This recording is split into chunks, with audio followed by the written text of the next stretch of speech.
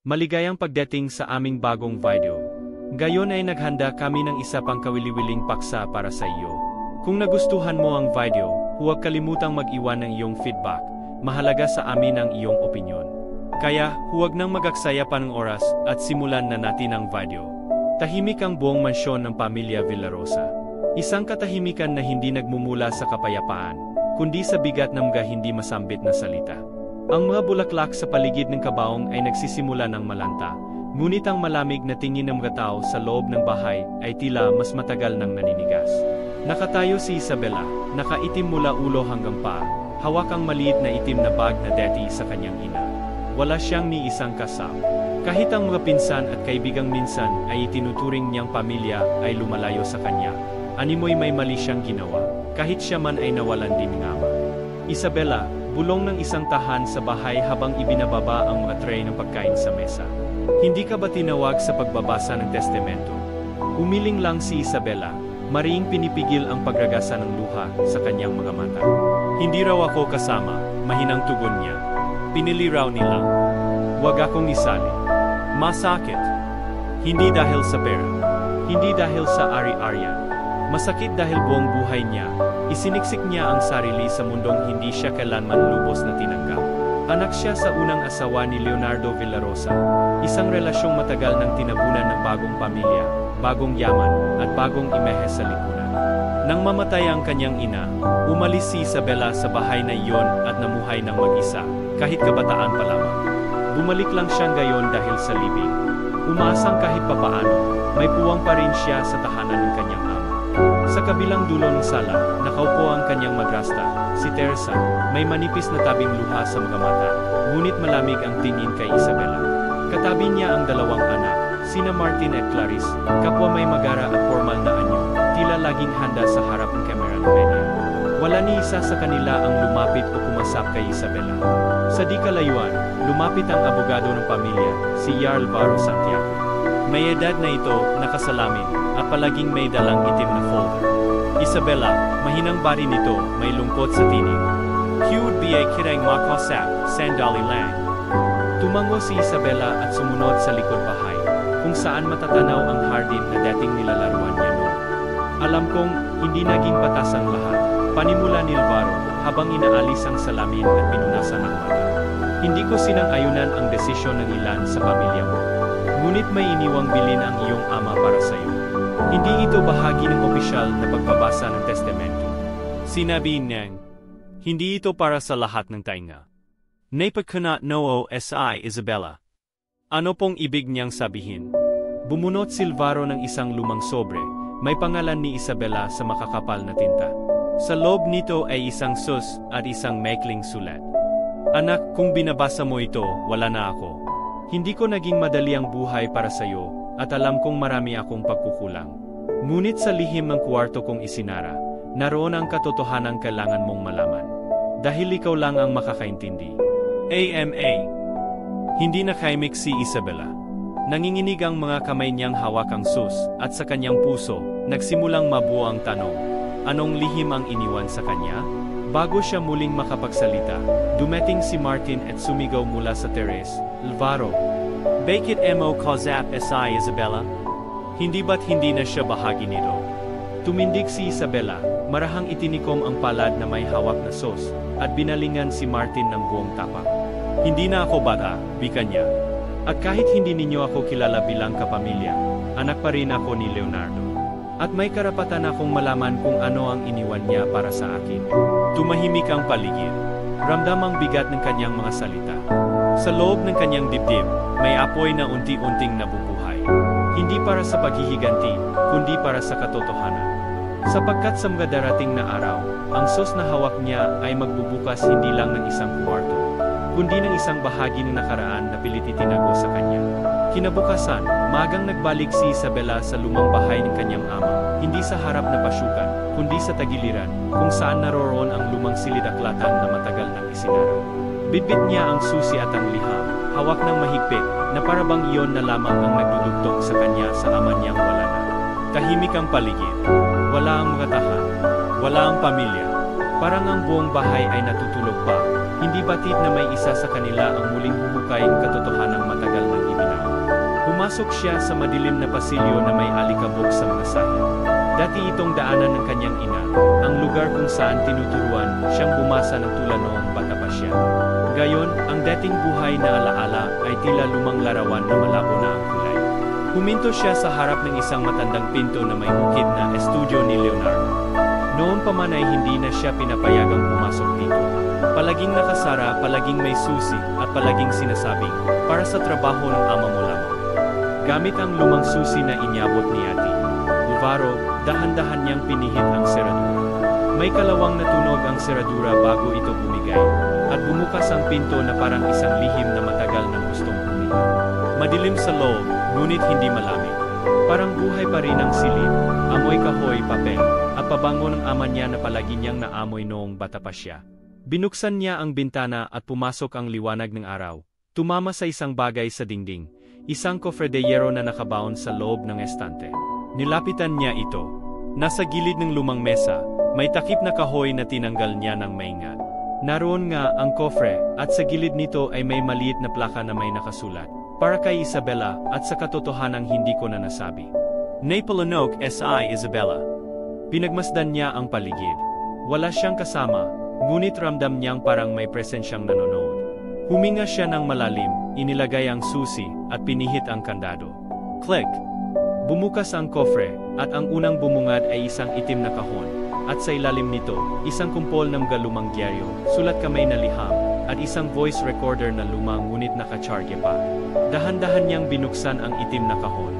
Nandoon ang mga larawan, siya bilang bata, kasama ang kanyang ina, sa isang parke, sa isang lumang bahay, sa isang pagdiriwang kung saan wala ang ama niya. At sa likod ng isang litrato ay may nakasulat. Hindi kita pinrotektahan. Pat Awad, Isabela. Napaupo siya sa silyang nasa tabing mesa. Ang puso niya ay parang binabayo, hindi ng galit, kundi ng matinding pagkalito at kirot. Inilabas niya ang voice recorder, pinindot ang play, at nagsimulang marinig ang tinig ng kanyang ama. Anak, kung naririnig mo ito, wala na ako. Hindi ko may papaliwanag lahat sa isang sulat, pero kailangan mong malaman ang totoo. Ang pagkakahiwalay ko sa ina mo, ay hindi dahil sa simpleng hindi pagkakanawaan. Pinilit kong itago sa iyo, ngunit totoo ang kasalanan ko. Minahal ko ang ina mo higit sa sino man. Ngunit sa panahon ng pangarap, ng pera at ng ambisyon, nakalimutan ko kung ano ang mahalaga. Ipinagpalit ko ang katahimikan niyo sa kapangyarihang walang sasay. Isabela Napoloha. Hindi dahil sa galit, kundi sa katotohanang matagal na niyang hinihintay, ang aminado, tapat at tunay na ama. Ginamit ng iba ang kahinaan ko. Kaya ako nagpakasal muli, hindi sa pag-ibig kundi sa takot. Alam kong nagalit ka, lumayo ka, at pinilit kong tanggapin yon. Pero anak, hindi ko kailanman sinadyang iwan ka. Kaya ang lahat ng kinita ko sa kumpanya sa nakaraang 10 taon, inilagay ko sa isang tiwala, sa iyong pangalan, sa labas ng testamento. Hindi ito para sa kanila. Hindi para sa gulo. Para ito sa iyo, upang may pagpatuloy mo ang buhay na kinuha ko sa inyo. Nanginginig ang kamay ni Isabela, habang pinipihit muli ang tag, ngunit huminto siya. Hindi niya kinaya ang bigat ng salitang sunod pa. Sa ilalim ng kahon ay isang folder ng mga dokumento, titulong lupa, paples sa bangko, at isang liham mula kay Ate Alvaro na nagsasabing, ito ang tunay na bahagi mo. Legal. Tahimik. At pinili niyang gawin ito nang hindi alam ang iba. Napatayo si Isabela. Sa isang iglap, bumigat ang mundo sa kanyang balikat. Ang iniwang yaman ng ama ay hindi lamang pera. Ito ay isang pagsisisi. Isang pamana ng lihim at katotohanan. Ngunit alam niyang hindi siya maaring tumigil dito. Habang hawak ang folder at recorder, bumalik siya sa sala, kung saan naroroon na sina Martin, Clarice at ang madrasta. Lahat ay napalingon sa kanya, at ang tingin nila ay parang alam na nilang may natuklasan siya. Tinitigan niya sila, matatag, tahimik, buo. May kailangan kayong marinig. Tahimik ang buong sala. Ang liwanag ng araw ay tila masyadong matalim habang sumisinag sa mga kortinang puti ng mansyon. Sa gitna ng silid ay nakatayo si Isabela, hawak-hawak ang folder ng dokumento at ang voice recorder na naglalaman ng mga salitang hindi kailanman narinig ng iba, lalo na ng mga taong kasalukuyan niyang kaharap. Nasa harapan niya si Martin, ang kanyang kalahating kapatid, nakakunot noo at may bahid ng pagkabahala sa mukha.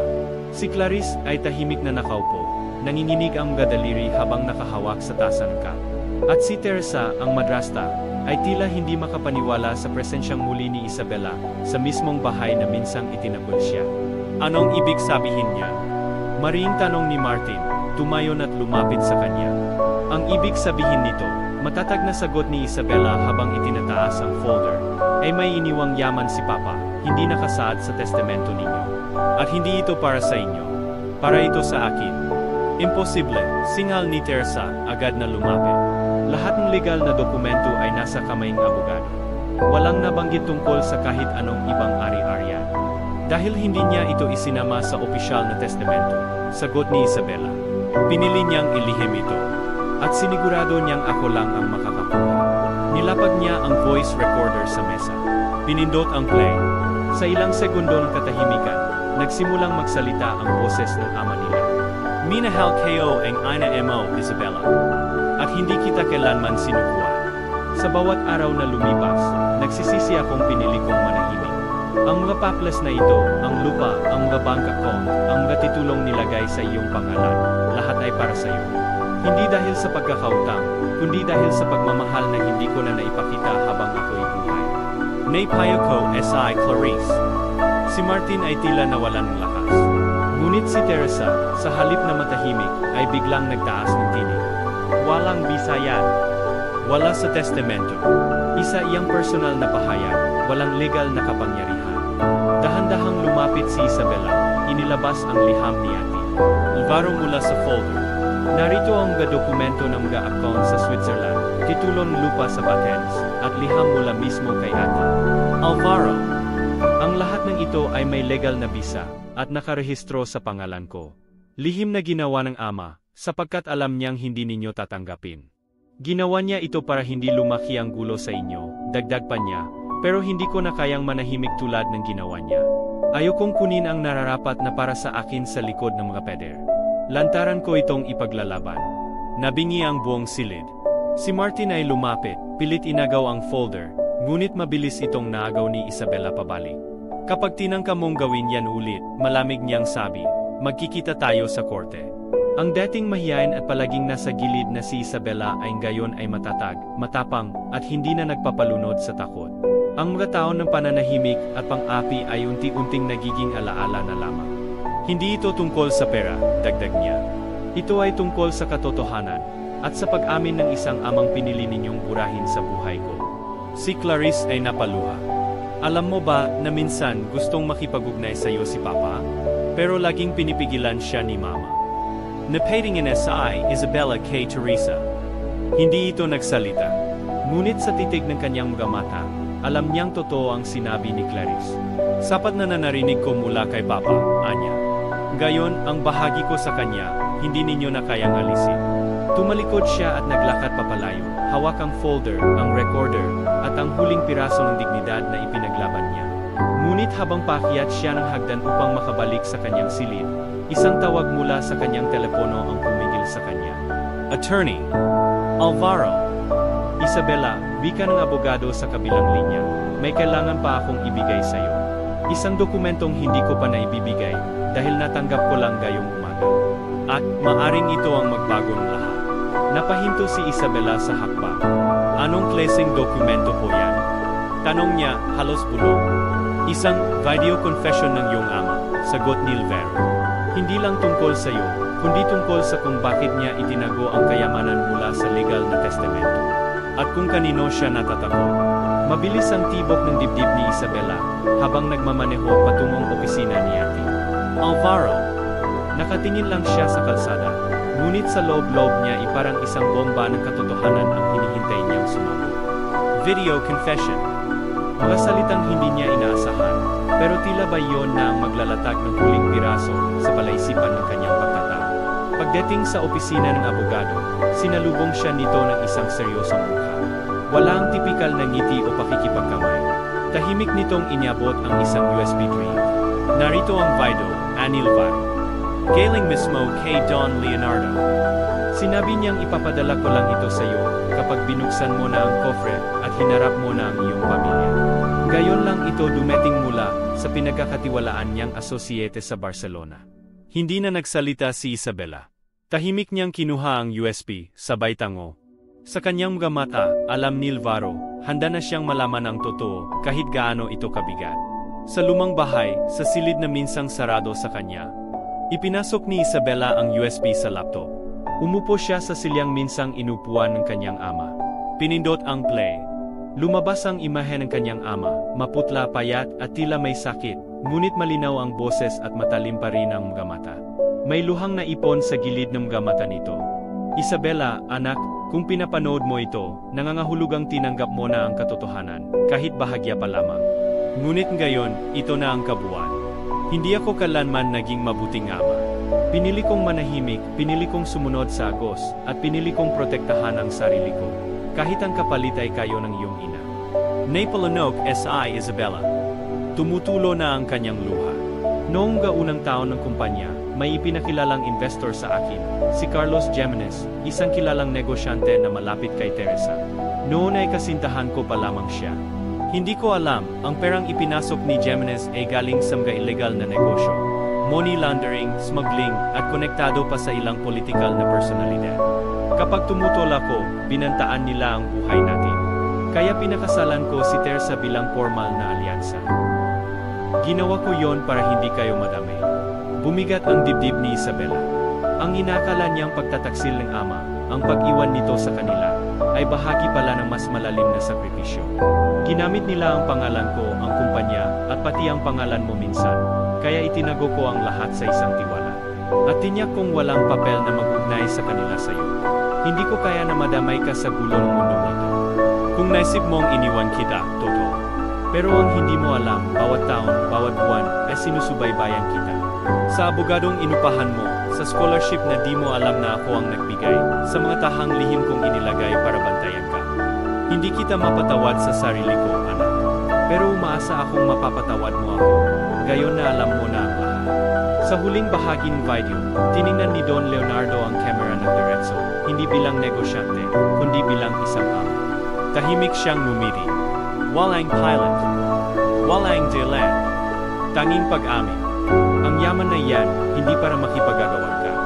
Hindi para ipangharang sa kanila. Kundi para magamit mo sa mas malinis, mas marangal, at mas tahimik na mundo. Isabela, gamitin mo ito para palayain ang sarili mo, at sana isang araw ang pangalang ito. Tumigil ang video. Tahimik si Isabela. Ilang minuto siyang nakaupo, hawak ang USB na parabang ito na ang puso ng kanyang ama. Unti-unti, nagsimulang lumuwag ang bigat sa kanyang dibdib, hindi dahil sa pera, kundi sa wakas, naintindihan na niya ang lahat. Tumayo siya. Binuksan ang bintana. Ang liwanag ng araw ay tila mas malinaw ng gayon. Alam na niya ang gagawin. Hindi siya babalik para makipaglaban. Hindi para gumanti, kundi para palayain ang sarili niya sa tanikala ng galit at tanong. Ngunit bago niya may sara ang laptop, may dumating na email mula sa Perhong Associates sa Barcelona. Isang attachment, kopya ng mga transaksyon, pangalan ng mga sangkot at higit sa lahat, pangalan ni Carlos Jimenez at ilang miyembro ng kasalukuyang board ng kumpanya, kabilang na si Teresa. Ang lahat ay dokumentado. Bumilis muli ang tibok ng puso niya. Ang lihim ng ama, gayon ay buo na. At nasa kanya ang kapangyarihang ibunyag ang lahat. 3 araw ang lumipas mula nang mapanood ni Isabela ang video ng kanyang ama. 3 araw na po ng tahimik na pagninilay, pagbubuo ng desisyon, at paghahanda para sa pinakamabigat na hakbang sa kanyang buhay.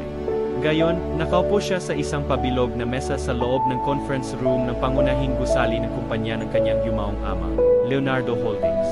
Sa kanyang harapan ay nakaupo si Teresa, seryosong nakatitig, kasunod si Martin, mukhang balisa, at si Clarice, na tila hindi mapakali. Naron din SI attorney.